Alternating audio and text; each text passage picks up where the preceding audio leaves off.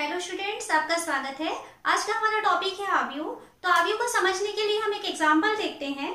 3 students हैं, राम, श्याम और मोहन, जिन्होंने गणित, विज्ञान और हिंदी के टेस्ट एग्जाम हुए, जिसमें से राम को गणित में 40 नंबर, विज्ञान में 42 नंबर और हिंदी में 41 नंबर मिला है। श्याम का गणित में 45, विज्ञान में 46 और हिंदी में उसे 43 नंबर मिले हैं। और मोहन को गणित में 35, विज्ञान में 36 और हिंदी में उसे 45 नंबर मिला है। तो इस तरीके से हमारे पास 3 स्टूडेंट्स हैं और 3 सब्जेक्ट के नंबर्स हैं। तो जब इस तरीके की जब चीजें होती हैं तो हमें क्या जरूरत पड़ती है कि जो अंक है उसे हम एक व्यवस्थित विन्यास में हमें लिखने की जरूरत होती है। तो उसे हम कहते हैं आव्यूह। तो आव्यूह के फॉर्म में अगर हम इसे लिखना चाहेंगे तो हम इसे लिख सकते हैं ऐसे 40, 42, 41 और सेकेंड लाइन है 45, 46, 43, 35, 36 और 45। तो ये इस तरीके से अगर हम इसे बड़े कोष्ठक के ऊपर के अंदर रखते हैं तो इस तरीके की जो व्यवस्था होती है अंकों की, तो उसे हम कहते हैं आव्यूह। आव्यूह में जो इस तरीके से जो 36 लाइन है, इस 36 लाइन को कहा जाता है पंक्ति। तो यहाँ पे देख सकते हैं कि 3 पंक्तियां हैं और ये इस तरीके से जो ऊर्ध्वाधर लाइन हमें दिखाई दे रही है, खड़ी लाइनें जो दिखाई देती हैं, इसे कहा जाता है स्तंभ। आव्यूह वास्तव में एक आयताकार व्यवस्था है अंकों या फिर फलनों की। और इस तरीके से आयताकार व्यवस्था में जो 36 लाइनें होती हैं, जो हॉरिजॉन्टल लाइंस होती हैं, उसे पंक्ति कहते हैं। और जो ऊर्ध्वाधर या वर्टिकल लाइंस होती हैं उसे हम कहते हैं स्तंभ। और देखिए, जैसे मान लीजिए हमने एक आव्यूह लिया हुआ है 1, 3, 5, 2, 7, 9 एक आव्यूह है। अब इस आव्यूह में हम देख सकते हैं कि पंक्तियों की संख्या क्या है, कितने रो हैं। तो यहाँ पे हमें दिखाई दे रहा है कि 1 और ये 2, तो हम कह सकते हैं कि इसके पास 2 रो है।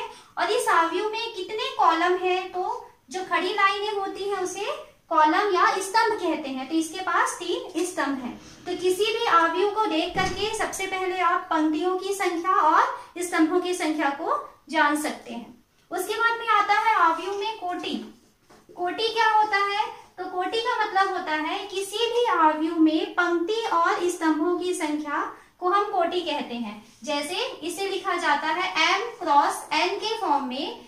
एक चीज ध्यान रखना है आपको कि कोटि लिखने के लिए सबसे पहले पंक्तियों को पहले लिखा जाता है और स्तंभों की संख्या को बाद में लिखा जाता है। जैसे अगर हमारे पास एक आव्यूह है तो इसमें हम देखते हैं कि कितने रो है, 3 रो है और 3 कॉलम है। तो हम यहाँ पे इस तरीके से लिखते हैं कि ये 3 क्रॉस 3 कोटि का एक आव्यूह है। सेकेंड, जैसे इस एग्जांपल में हम देखें तो यहाँ पे हमारे पास 2 रो दिखाई दे रहे हैं और 3 कॉलम दिखाई दे रहे हैं। तो हम यहाँ पे लिखते हैं कि ये 2 क्रॉस 3 कोटि का एक आव्यूह है। तो हम आव्यूह को देख करके पंक्तियों की संख्या और उसके स्तंभों की संख्या ये दोनों पता करेंगे और उसके बाद में हम उसकी कोटियों की संख्या को लिख सकते हैं। आव्यूह को व्यापक रूप में इस तरीके से लिखा जाता है A11, A12 और ये इस तरीके से A1n। और यहाँ से सेकंड, ये पहली लाइन है, ओके। और ये सेकंड लाइन जैसे हमें लिखना है तो सेकंड लाइन में पहले लाइन को लिखेंगे, तो ये सेकंड लाइन है तो 2 लिखेंगे।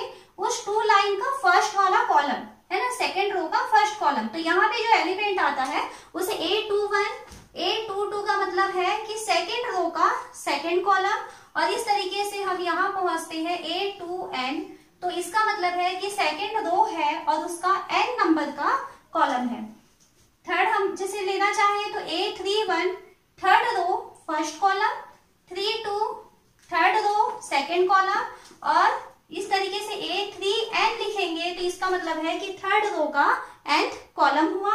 और अगर मान लीजिए हम इसके पास रो जो है m है, तो m नंबर का जो रो आएगा, m नंबर की जो पंक्ति आने वाली है उसका फर्स्ट एलिमेंट होगा AM1, AM2 और ये AMN। तो इस तरीके से जो आव्यूह है इसका व्यापक रूप होता है। इस आव्यूह के किसी भी एलिमेंट को हम देख करके, जैसे A32 लिखा है तो A32 है मतलब हमें फर्स्ट रो को शो करता है, सेकंड कॉलम को शो करता है। तो A32 है, इसका मतलब है किस जो एलिमेंट है उसकी पोजीशन थर्ड रो के सेकंड कॉलम में बनती है। अब यहाँ हम देखते हैं क्योंकि इस अवयव में m रो है ना, तो m रो है तो इसकी जो कोटि है m क्रॉस कितने कॉलम दिखाई दे रहे हैं, तो देखिए 1 2 3 ऐसे करते करते ये n तक जा रहा है, तो इसका मतलब है इसके पास n कॉलम है, तो ये हो गई इसकी कोटि। तो अवयव में जो आड़ी लाइनें होती हैं उसे हम पंक्ति या रो कहेंगे, उसे कैपिटल R से शो किया जाएगा, है ना, और जो खड़ी लाइनें होती हैं उसे कॉलम कहते हैं, और कॉलम को हमको C से शो करना है। आगे ये चीज हमें ध्यान रखना है। हम यहाँ एक क्वेश्चन लेते हैं, एक ऐसे अवयव 3x2 की रचना कीजिए जिसके अवयव aij equal to 1/2 mod I minus 3j है। तो देखिए यहाँ पे हमें जो अवयव लेना है उसकी कोटि है 3x2, तो उस अवयव की रचना कैसे होगी, 3x2 है, यानी इसमें 3 रो होंगे और 2 कॉलम होंगे, तो इसके जो एलिमेंट्स होंगे ये A11, A21, A31, 3 रो है, A12, A22 एंड A32। इस तरीके से हमें अवयव के एलिमेंट्स ज्ञात करने हैं। अब इसमें हमें जो दिया हुआ है उसकी जो संरचना aij इक्वल टू कहा है 1/2 mod I माइनस 3j, इस फॉर्म में होना चाहिए। फिर I जो है वो रो को शो करेगा और j जो है वो कॉलम को शो करेगा। तो पहला एलिमेंट निकालते हैं हम A11 की वैल्यू, A11 यानी I की वैल्यू 1 और j की भी वैल्यू 1 रखना है, तो यहाँ रखते हैं 1/2 mod I यानी 1 माइनस 3 इंटू j की value 1 equal to 1/2 mod 1 minus 3 minus 2 हो जाएगा, माइनस 2 की वैल्यू हो गया प्लस 2/2 यानी कि 1। फर्स्ट एलिमेंट A11 की वैल्यू आ रही है 1। सेकेंड वैल्यू निकालते हैं A12, A12 का मतलब होगा फर्स्ट रो का सेकेंड कॉलम, तो I की वैल्यू 1 और j की वैल्यू 2 रखना है। इस फॉर्मूले में 1/2 mod I की वैल्यू 1 माइनस 3 इंटू 2, वैल्यू रखें 1/2 mod 1 माइनस 6, तो 1 माइनस 6 मतलब माइनस 5 और mod से बाहर निकलेगा तो प्लस 5, तो यह 5/2 हो गया। सेकेंड एलिमेंट आ गया, यहाँ हम A21 की वैल्यू निकालें, A21 I की वैल्यू 2, j की वैल्यू 1, तो यहाँ रखे वैल्यू 1/2 mod I यानी 2 माइनस 3 इंटू j की जगह 1, ओके, तो ये 1/2 mod 2 माइनस 3, 2 माइनस 3 मतलब माइनस 1 और mod के कारण वो पूरा प्लस 1 हो जाएगा, तो 1/2 ये A21 की वैल्यू हो चुकी। अब हमें निकालना है A22, A22 I और j दोनों की वैल्यू 2 रखना है, यहाँ रखते हैं value 1/2 mod 2 minus 3 into 2, I और j दोनों की वैल्यू हमने 2 रख लिया। 1/2 mod 2 माइनस 6, 2 माइनस 6 यानी माइनस 4, mod के कारण वो प्लस 4 हो जाएगा, तो 4/2 यानी हमें वैल्यू मिल रही है 2। नेक्स्ट A31 की वैल्यू निकालें, तो A31 I की वैल्यू 3, j की value 1, 1/2 mod 3 minus 3 into 1, I और j की वैल्यू रखी 1/2 mod 3 माइनस 3, 3 माइनस 3 0 हो गया, तो ये 1/2 इंटू 0 की वैल्यू हो गई 0। एंड लास्ट वैल्यू है A32, तो यहाँ हमें लिखना है A32, तो वैल्यू रखें 1/2 mod I की वैल्यू 3 एंड j की वैल्यू 2, यहाँ रखें, तो I की value 3 minus 3 into 2 equal to 1/2 mod 3 minus 6, तो 3 माइनस 6 देखिए कितना हो जाएगा, ये माइनस 3 और माइनस 3 mod के कारण ये पूरा 3 हो जाएगा, तो ये इसकी वैल्यू आ रही है 3/2।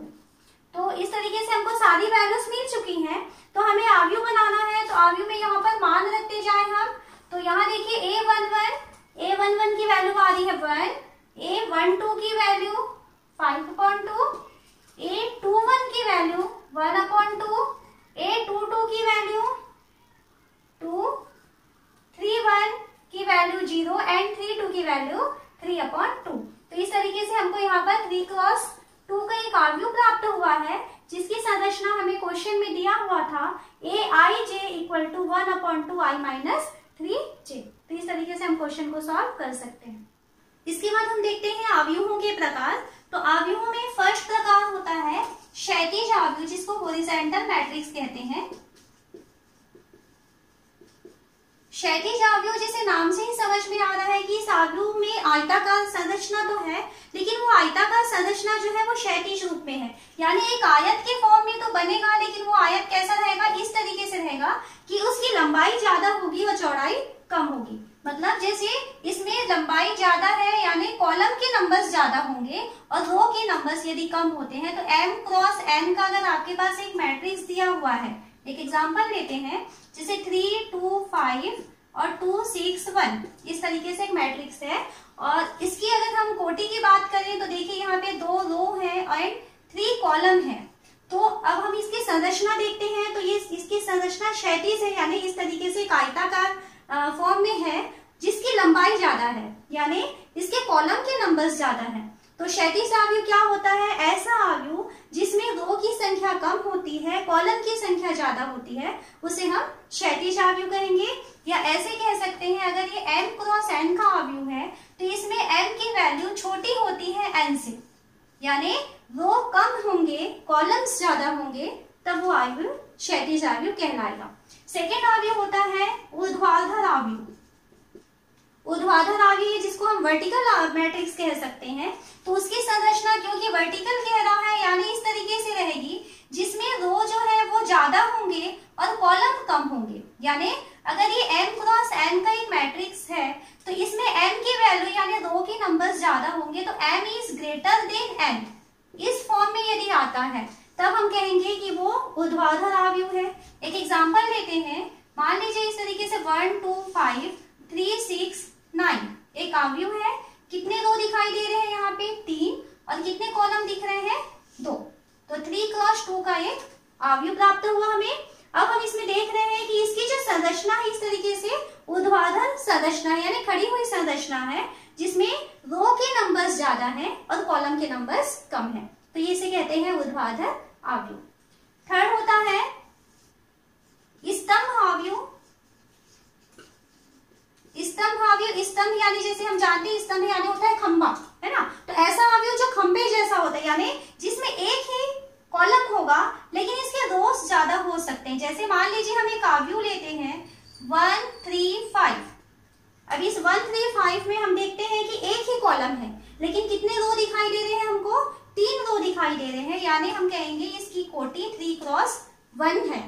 तो ऐसा अवयव जिसकी कोटि में कॉलम के जो नंबर्स होते हैं वो अगर 1 हो जाता है तब हम उसे कहते हैं स्तंभ अवयव। तो स्तंभ अवयव में m क्रॉस n का यदि अवयव है तो उसमें अगर n की वैल्यू 1 आ जाए, या जिसे हम कहेंगे स्तंभ की संख्या यदि 1 हो जाती है तब हम उसे कहते हैं स्तंभ अवयव। और इसी के बाद फोर्थ अगर हम कहें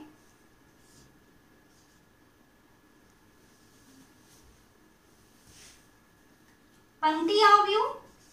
पंक्ति अवयव, पंक्ति यानी होता है दो, है ना। तो पंक्ति अवयव में क्या होता है कि ऐसा अवयव जिसमें एक ही पंक्ति होगी। तो एक ही पंक्ति होगी मतलब इस तरीके से आपके पास अवयव दिया हुआ है 1 3 5। तो ये 1 क्रॉस 3 का एक अवयव हमें दिखाई दे रहा है जिसमें एक पंक्ति है और 3 स्तंभ है।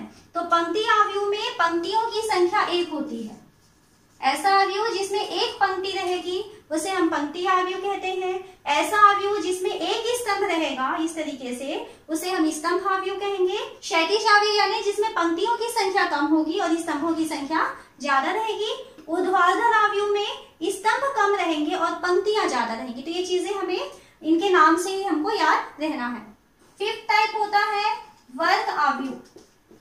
वर्ग अवयव क्या होता है, जैसे इसके नाम से समझ में आ रहा है कि ऐसा अवयव जो वर्गाकार फॉर्म में होगा, यानी जिसमें रो एंड कॉलम्स के नंबर इक्वल हो जाएंगे, उसे हम क्या कहते हैं वर्ग अवयव। जैसे एक एग्जांपल लेते हैं हम, मान लीजिए आपके पास है 1 2 3 और 5 एक अवयव है। किस कोटि का है ये 2 क्रॉस 2 कोटि का। एक और अवयव लेते हैं 1 3 5 7 3 9 1 2 6 ये भी एक अवयव है। और इसकी कोटि कितनी है, इसमें 3 रो है एंड 3 कॉलम है, मतलब ये 3 क्रॉस 3 का एक अवयव है। तो इसे हम देख रहे हैं तो इसमें जितने रो हैं उतने ही कॉलम आ रहे हैं, तो ये किस फॉर्म में है, वर्गाकार फॉर्म में है। तो ऐसा अवयव जिसमें रो एंड कॉलम्स इक्वल होते हैं उसे हम कहते हैं वर्गावयव, या इसे हम कैसे कह सकते हैं, m और n की वैल्यू इक्वल होती है। m को रो को m से शो कर रहे हैं और n को कॉलम से, है ना। तो m और n दोनों अगर इक्वल हो जाए तो हम कहेंगे वो वर्गावयव है। उसके बाद छठवां नंबर आता है विकर्ण अवयव। विकर्ण अवयव का मतलब होता है ऐसा अवयव जिसके विकर्णों में ही एलिमेंट्स मिलेंगे और बाकी एलिमेंट्स उसके जीरो हो जाते हैं, तो ऐसे अवयव को हम कहते हैं विकर्ण अवयव। जैसे एक एग्जांपल ले 1005, एक अवयव है 2 क्रॉस 2 का, लेकिन इस अवयव में हम क्या विशेषता देख रहे हैं कि इसके जो विकर्ण है वहीं पर आपको एलिमेंट्स दिखाई दे रहा है और उसके अलावा इसके बाकी एलिमेंट्स जीरो है। एक और एग्जांपल ले इसका 100050009, इस अवयव में इसकी कोटि 3 क्रॉस 3 है। अब यहाँ पर भी हम देखते हैं कि इसके विकर्ण में तो हमें एलिमेंट्स मिल रहा है, इसके अलावा जो इसके बाकी एलिमेंट्स है वो जीरो आ रहे हैं, तो हम क्या कह सकते हैं, विकर्ण अवयव क्या होता है, ऐसा अवयव जिसके विकर्णों में आपको अवयव प्राप्त होंगे, उसके अलावा बाकी अवयव यदि उसके जीरो हो जाते हैं तो उसे विकर्ण अवयव कहते हैं। अब इसके बाद जो है 7वां नंबर आता है इकाई अवयव, या जिसको हम कहते हैं तत्समक अवयव। तत्समक यानी उसी के समान करने वाला, तो ऐसा अवयव जिसमें विकर्णों के जो एलिमेंट्स हैं वो 1 हो जाएं। जैसे यहाँ पर एक अवयव हम देख रहे हैं 1001, विकर्ण अवयव तो है ये 2 क्रॉस 2 का, लेकिन उस विकर्णों में भी विशेषता क्या है कि इसके विकर्ण के एलिमेंट्स 1 है, तो ये है इकाई अवयव। और जैसे दूसरा हम ले 10001, 010 और 001, इस तरीके से हम 3 क्रॉस 3 का एक अवयव लिए हुए हैं, इसमें सिर्फ विकर्णों में ही एलिमेंट्स आ रहा है और वो भी सभी 1 है, तो इस तरीके का अवयव जो है वो इकाई अवयव है, जिसको हम कहते हैं तत्समक अवयव। अब हम देखते हैं अवयवों की तुल्यता। तुल्यता यानी अगर 2 अवयव है और हमें उसकी तुलना करनी है तो किस टाइप के अवयव है जिसकी हम तुलना कर सकते हैं, तो ऐसे 2 अवयव जिनकी कोटियां बराबर होती हैं। तो अगर कोटि बराबर है तभी हम कहेंगे कि उन दोनों अवयव को हम तुलना कर सकते हैं या वो दोनों अवयव तुल्य हैं। जैसे मान लीजिए आपके पास एक अवयव दिया हुआ है A1, A2, A3 और A4, ठीक है, तो ये 2 क्रॉस 2 का एक अवयव है। सेकेंड एक अवयव दिया हुआ है मान लीजिए B1, B2, B3 और B4, तो यहाँ पे हम देख रहे हैं ये भी अवयव 2 क्रॉस 2 का अवयव है। तो ये दोनों अवयव तुल्य तब हो पाएंगे जब इनकी कोटियां आपस में बराबर हो जाएं। तो यहाँ देखिए ये भी 2 क्रॉस 2 का अवयव है और ये भी 2 क्रॉस 2 का अवयव है, तो उस कंडीशन में हम कहेंगे कि ये दोनों अवयव तुल्य हैं। अब हम देखते हैं कि समान अवयव क्या होता है। तो समान अवयवों में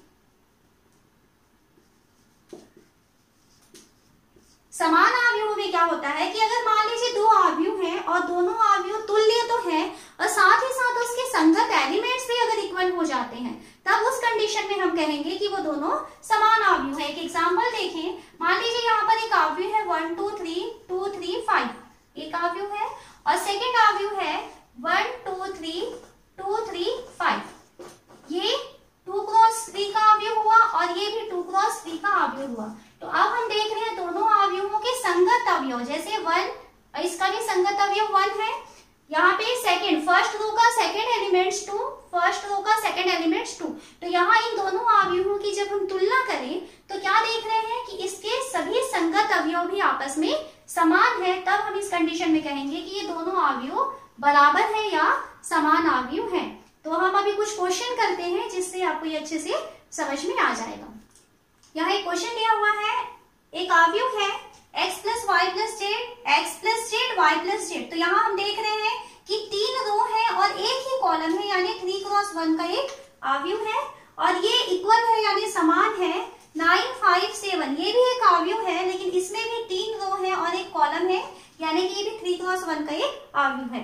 दोनों के बीच में बराबर का निशान दिया है, इसका मतलब है कि ये दोनों अवयव समान है। तो अगर इस तरीके का दिया हुआ है तो हमें क्वेश्चन कहता है कि एक्स, वाई और जेड की वैल्यू क्या होनी चाहिए। तो यहाँ क्योंकि ये दोनों अवयव समान हैं, इसलिए क्या होना चाहिए कि इसके जो संगत अवयव है वो भी आपस में बराबर होना चाहिए। तो यहाँ पे देखिए इसका एलिमेंट फर्स्ट आ रहा है x plus y plus z और इसका फर्स्ट एलिमेंट है 9। तो x plus y plus z की वैल्यू 9 के इक्वल होगा।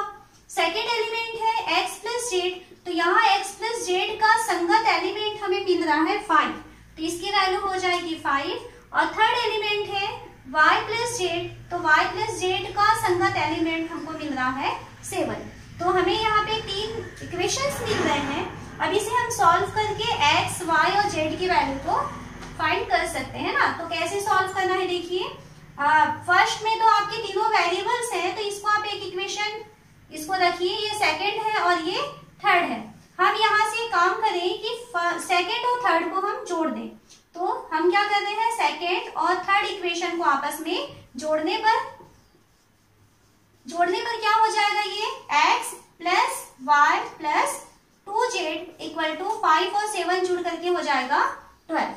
और फर्स्ट इक्वेशन लिखें इसके साथ x plus y plus z equal to है 9। इसे हम सॉल्व करते हैं। तो देखिए अगर मान लीजिए सॉल्व करना है तो आप इसे घटा दीजिए, है ना, दोनों में कुछ चीजें कट जाएंगी।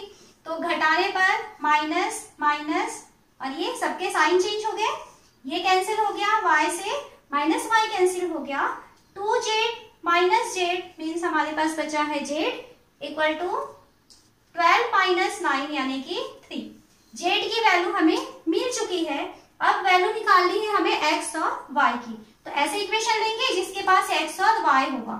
सेकेंड इक्वेशन के पास देखिए z और x दोनों है, तो हम सेकेंड इक्वेशन के पास जाते हैं। तो सेकेंड इक्वेशन है x प्लस जेड की वैल्यू 5। तो यहाँ पर हम z की वैल्यू पुट करें तो x प्लस 3 इक्वल टू 5 या x इक्वल टू हो जाएगा 5 माइनस 3 यानी कि 2। x की वैल्यू निकल चुकी। y की वैल्यू निकालनी है, देन आपको थर्ड इक्वेशन के पास जाना है। इक्वेशन थर्ड है y plus z equal to 7। y plus z की वैल्यू 3 आया है equal to 7। y equal to 7 minus 3 means y की वैल्यू हो गई 4। तो हम क्या कह रहे हैं, यहाँ पर x की वैल्यू हमको मिल गया है, x की वैल्यू 2, y की वैल्यू 4 एंड z की वैल्यू 3। तो अगर आपको क्वेश्चन में दिया हुआ है कि दो अवयव आपस में समान है, तो सबसे जो जल्दी याद रखने वाली चीज है कि अवयव समान तब होते हैं जब उनके संगत एलिमेंट्स इक्वल होते हैं। जैसे यहाँ पे हमें समान अवयव दिया था तो हमने क्या किया, इसके संगत एलिमेंट्स को हम बराबर करे हैं और वहां से हमें जो चर राशियों की वैल्यू निकालनी थी उसकी वैल्यू को फाइंड किए हैं। तो इसका एक आध क्वेश्चन और देखें। क्वेश्चन दिया हुआ है a b c d की वैल्यू निकालना है। एक फर्स्ट अवयव है और ये सेकंड अवयव है और ये दोनों आपस में समान है। तो यहाँ पे देखिए हम क्योंकि ये दोनों अवयव समान है इसलिए इसके संगत अवयव भी आपस में बराबर होने चाहिए। तो इसका फर्स्ट एलिमेंट है a माइनस बी इक्वल होगा इसके फर्स्ट एलिमेंट से यानी कि -1 से। एक इक्वेशन यहाँ से मिला हमें। इसका सेकेंड एलिमेंट यानी जिसको हम 2a माइनस बी लिख रहे हैं, इसके सेकेंड एलिमेंट इसका जो संगत अवयव है वो है 0। ये सेकेंड हो गया इक्वेशन। थर्ड लेते हैं 2a प्लस सी और इसका संगत अवयव हो रहा है 5। ये तीसरा इक्वेशन हुआ।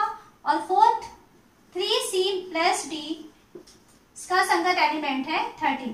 तो इस तरीके से हम संगत अवयवों को आपस में बराबर करके 4 इक्वेशन निकाल लिए हैं और ये 4 इक्वेशन की सहायता से हम इसमें a, b, c और d की वैल्यू को फाइंड करेंगे।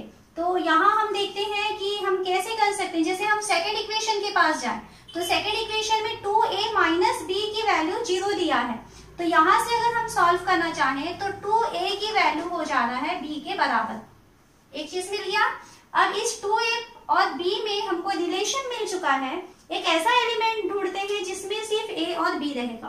तो उसके लिए देखो यहाँ पे फर्स्ट इक्वेशन हमें दिखाई दे रहा है। तो इक्वेशन फर्स्ट में क्या दिया है, a minus b equal to -1। तो यहाँ या तो a की वैल्यू को रख लें या तो b की वैल्यू को रख लें। तो ये हो जाएगा a माइनस बी की जगह हम रख सकते हैं 2a की वैल्यू -1। -a इक्वल टू -1 ये दोनों कैंसिल हो जाएंगे। देन a की वैल्यू 1, एक वैल्यू हमने फाइंड कर दी।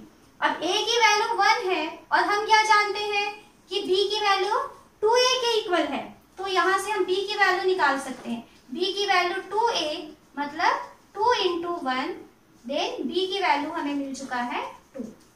सेकेंड भी हम निकाल चुके। अब हमें c और d की वैल्यू चाहिए, तो देखिए यहाँ से जैसे हम आए c की वैल्यू निकालना है, तो यहाँ a हमें मालूम है, तो क्या करें 2a प्लस c की वैल्यू दिया हुआ है 5, 2 into a की वैल्यू अभी फाइंड किए हैं 1 प्लस c इक्वल टू 5, तो 2 into 1 2 हो गया, c इक्वल टू हो जाएगा 5 माइनस 2, यानी c की वैल्यू आ गया 3, c निकल चुका।